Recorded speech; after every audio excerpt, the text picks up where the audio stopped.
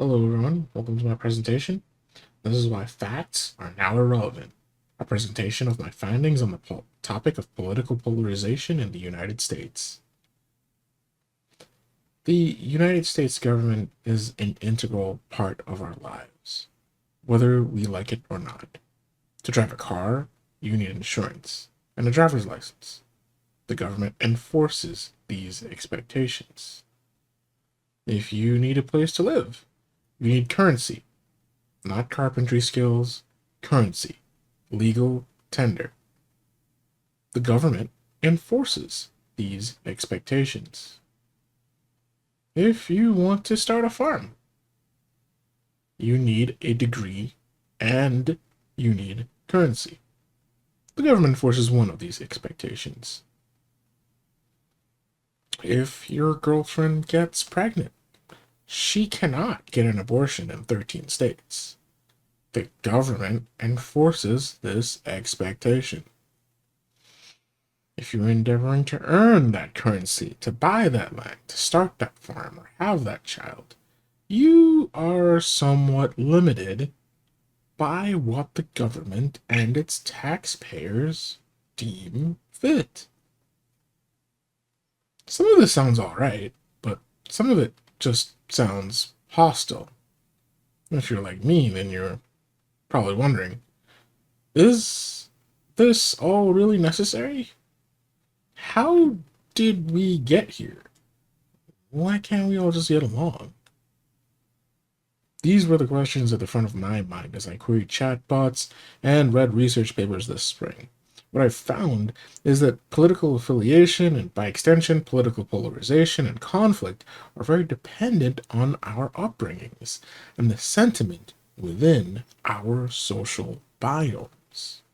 These conflicts are extensions of emotional injuries and economic needs.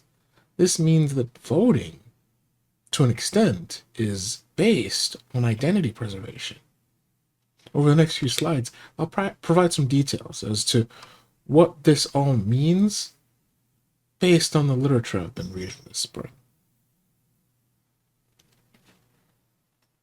Communication is hard and always has been, but control over our social biomes is not impossible.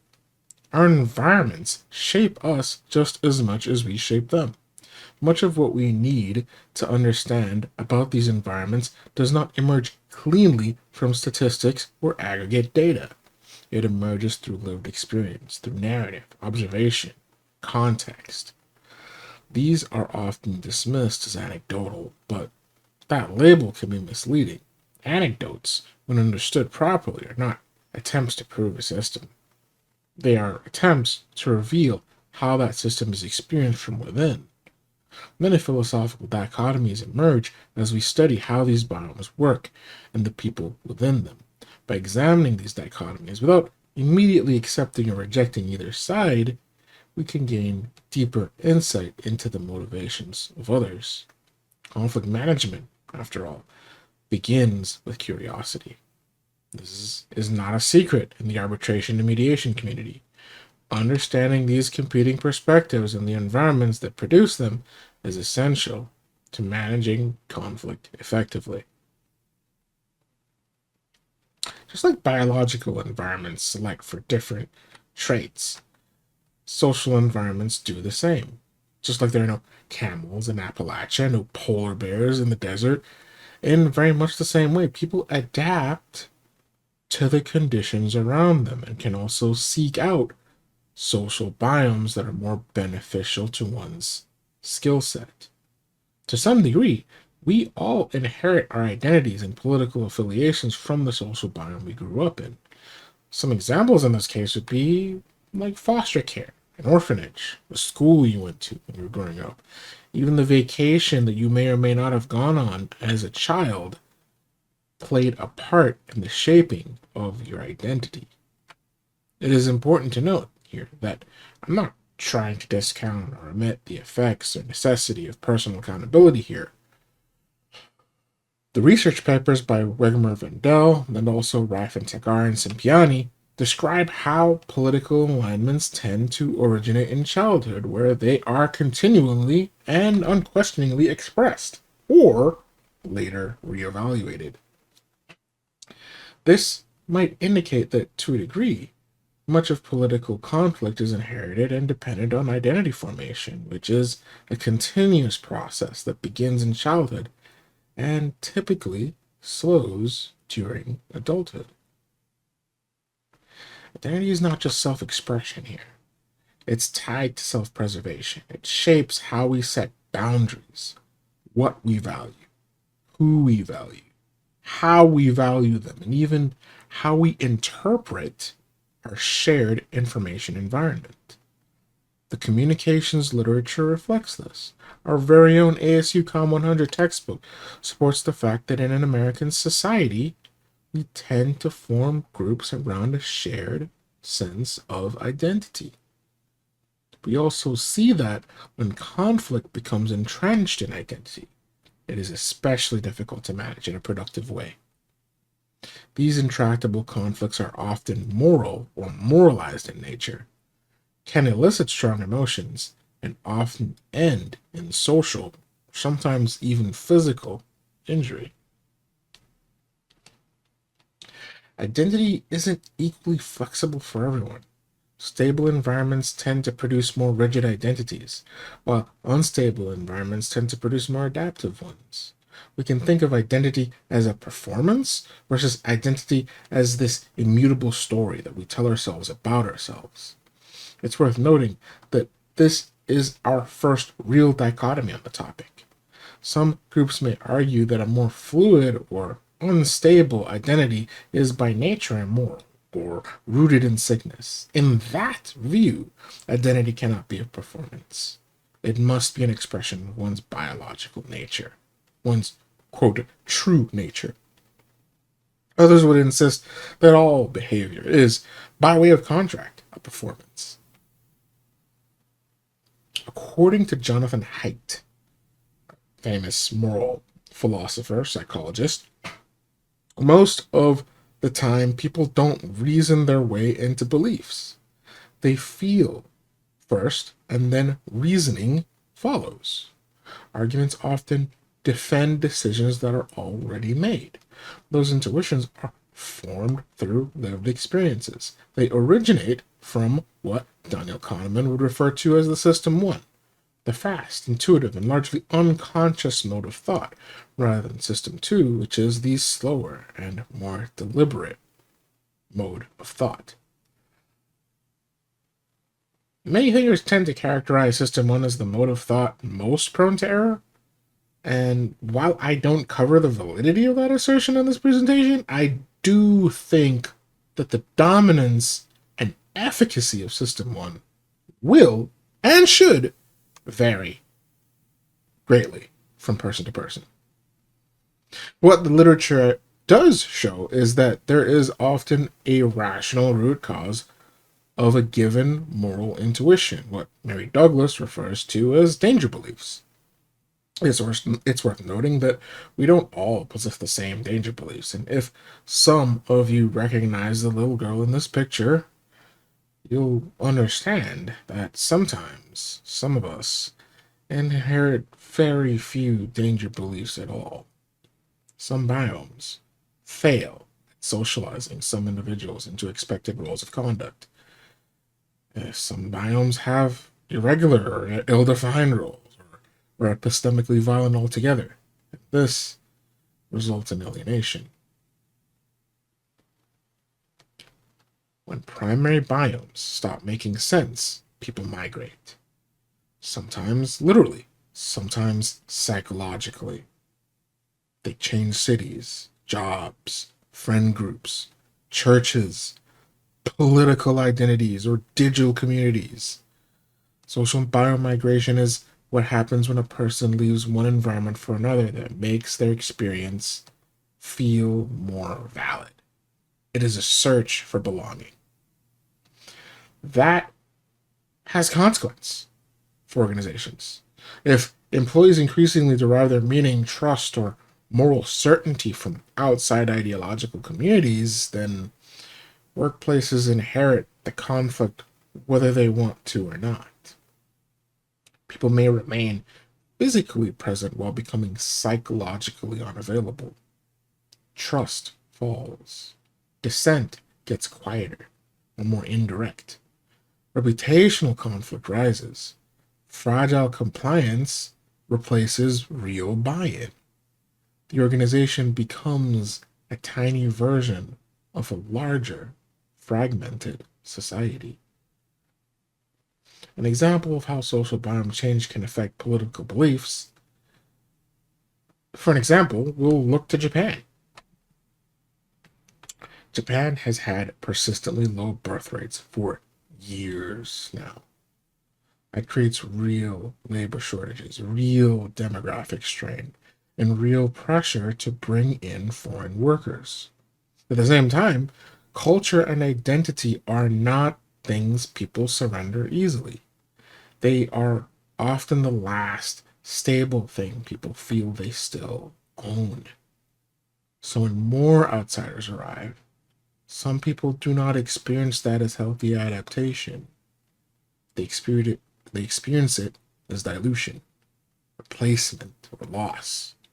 Recent reporting reflects exactly that tension. Japan recorded a record low, 705,809 births in 2025, while the foreign resident population rose above 4 million. It's 4 times the foreigners as supposedly Japanese births. And that combination has fed visible backlash and immigration protests. This is why I keep returning to the line that identity isn't fluid. Identity fluidity is not a given. For some people, the identity is flexible. They're like chameleons. They have to be. For others, identity is like a fortress. That difference matters. It often comes from how stable or unstable the person's social biome has been during their formative years. And even during adulthood, arguably. If you live in chaos, you may learn to adapt quickly because adaptation is survival. If you grew up in a tight, highly coherent, and orderly society like Japan, you may experience boundary maintenance as survival. The point is not that one group is enlightened and the other is backward, or one is racist and the other is liberal.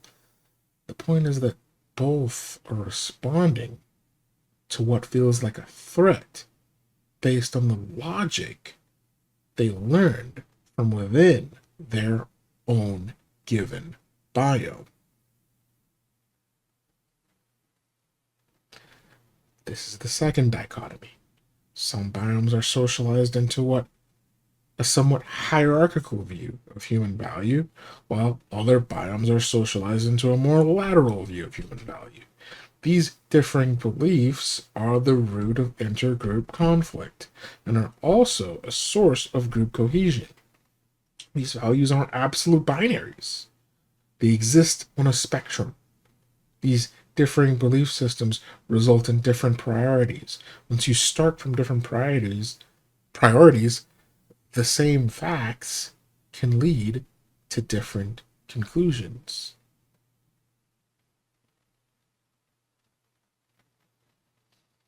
Dichotomies simplify reality.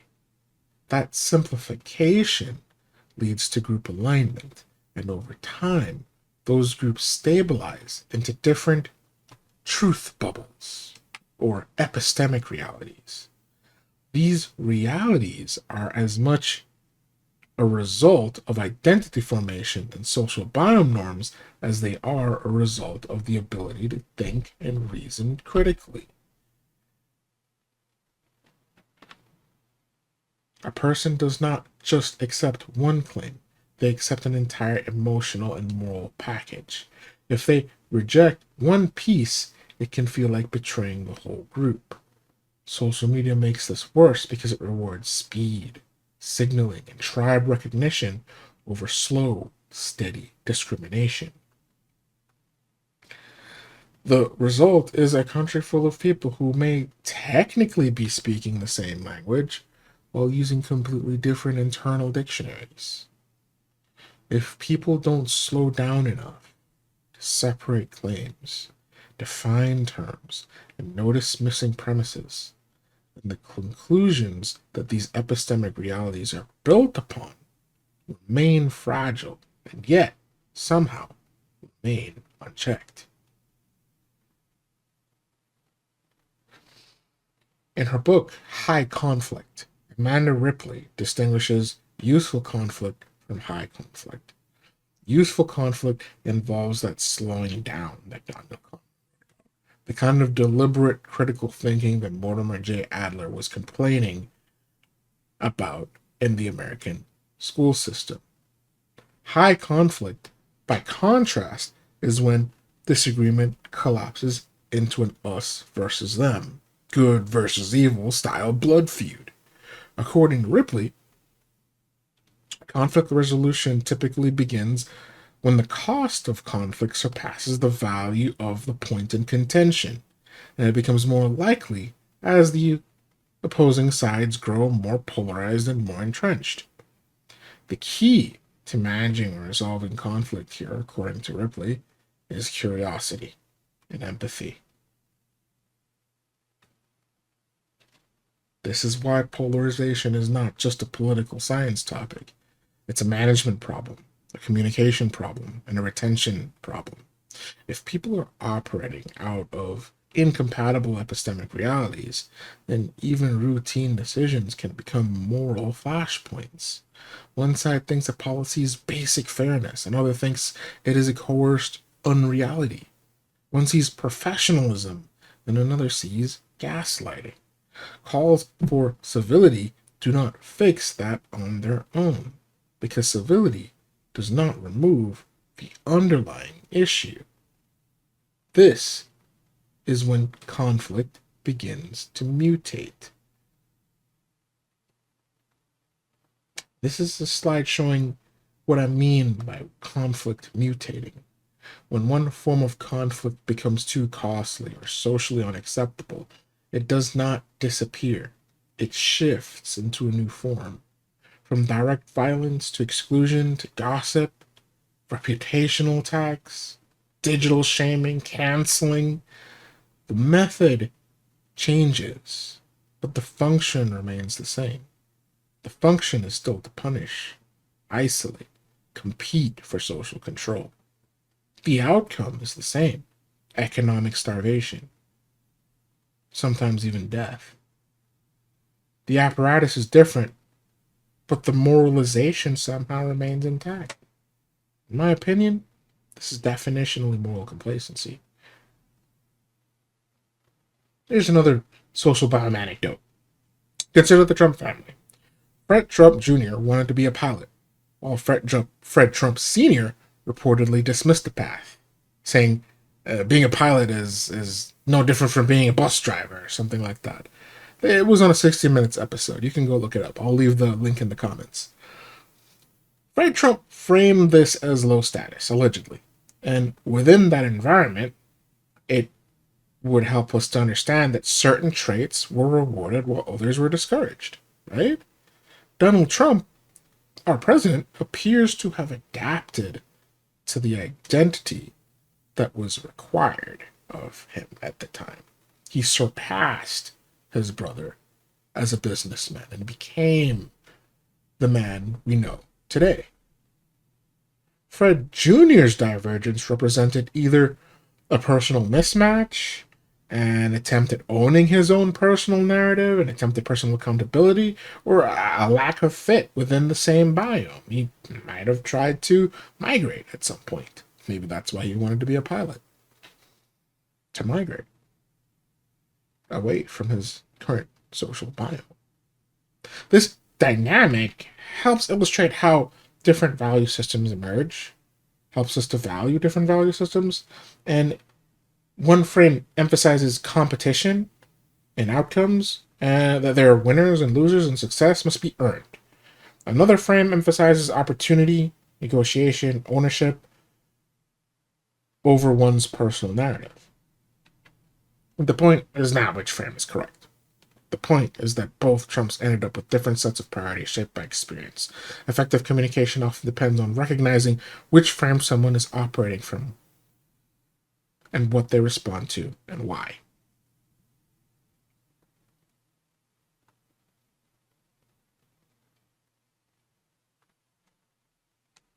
The broad picture, then, is that political conflict is often downstream from social biome conditions that long predate formal ideology.